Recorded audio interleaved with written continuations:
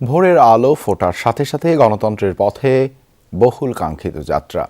গণ অভ্যুত্থানে ফ্যাসিবাদের পতনের পর এবার ভোটের মাধ্যমে নিজেদের সরকার নির্ধারণ করবে সাধারণ জনগণ। কিন্তু কেমন ছিল ভোটের আগের রাতে রাজধানীর নির্বাচনী পরিবেশ? কোথাও কেন্দ্র দখলের অভিযোগ, তো কোথাও ভোট কেন্দ্রের সামনে টাকা বিতরণের সময় গ্রেপ্তারের ঘটনা। এছাড়া ঢাকা ১৬ আসনে অস্ত্রসহ ধরা পড়েছেন জামায়াতের ২ কর্মী। তবে আইনশৃঙ্খলা বাহিনী বলছে এখন পর্যন্ত কেন্দ্র দখলের কোনো অভিযোগ তারা পাননি। ভোটারদের নিরাপত্তা নিশ্চিতে সতর্ক অবস্থানে রয়েছে সদস্যরা।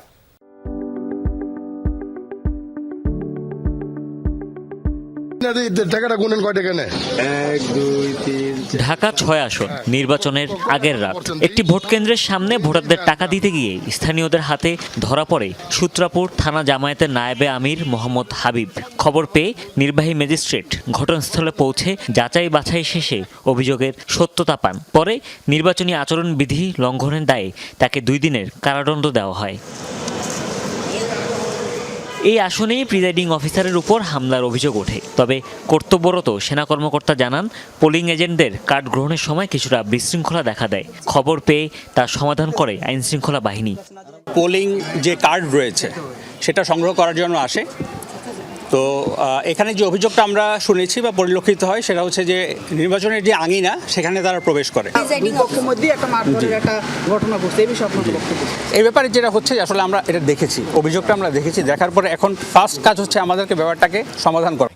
ঢাকা ১৭ আসনের ভাসান থেকে বিএনপির কয়েক নেতাকর্মীকে আটক করা হয়। তবে নেতাকর্মীদের দাবি, নির্বাচনী দায়িত্বরতদের জন্য খাবার প্রস্তুতের সময় তাদের ধরে আনে আইনশৃঙ্খলা বাহিনী। পরে এদের মধ্যে কয়েকজনকে ছেড়ে দেওয়া হয়।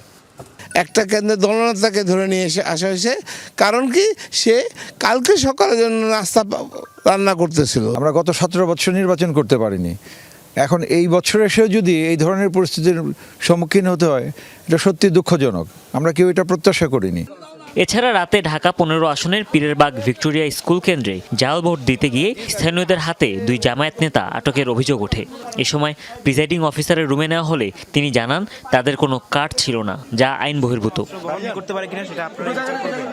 এদিকে ঢাকা ১৬ আসনের মিরপুর ৬ নম্বরে অস্ত্রসহ ধরা পড়েছেন ২ জামায়াত কর্মী। স্থানীয়রা তাদের আটক করে আইনশৃঙ্খলা বাহিনীর হাতে তুলে দেয়।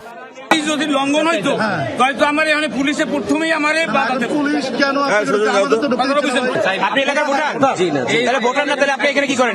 এখানে আপনি স্থানীয় কাজ করতেছেন না? এখানের ভোটার আপনি এখানে ভোটার না, এখানের ভোটার না, আজকে আপনার এলাকার কাজ কি? এটা আত্মরক্ষামূলক। তবে উত্তরা আর্মি ক্যাম্পের অধিনায়কের দাবি, বিভিন্ন এলাকায় গুজব ছড়িয়ে নির্বাচনকে প্রশ্নবিদ্ধ করার চেষ্টা করছে কুচক্রী মহল। সোশ্যাল মিডিয়াতে দেখেছি যে বিভিন্ন রাজনৈতিক দলের লোকজন সেই কেন্দ্রে যাওয়ার চেষ্টা করছে, প্রবেশের চেষ্টা করছে।